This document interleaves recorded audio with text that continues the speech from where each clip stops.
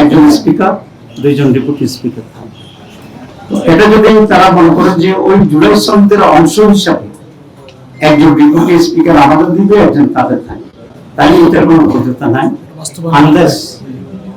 Unless যে রিফর্মসের গণভোটের যে রিফর্মসের টোটাল যেটা আছে এটা বাস্তবায়ন না হওয়া পর্যন্ত।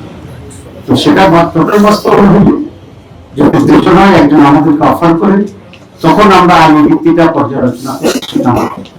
সুতরাং এখানে দুটো অংশ আমি আবার রিপিট করছি, টু বি ভেরি ক্লিয়ার। একটা হচ্ছে বর্তমান সংবিধানের আওতা একজন স্পিকার থাকিবে, একজন ডেপুটি স্পিকার, সেক্ষেত্রে স্পিকার সরকারি দল নিবে এবং আমাদেরকে ডেপুটি স্পিকার অফার করবে। এখানে আইনের খুব বেশি ব্যর্থ নেই, তবে সেক্ষেত্রে আমরা মনে করি সরকার আমাদেরকে লিখিত প্রস্তাব দিলে আমরা বিষয়টা নিয়ে পর্যালোচনা করে আমাদের সিদ্ধান্ত জানাবো। আর যদি দ্বিতীয়টি হয় যে তারা দুইজন ডেপুটি স্পিকার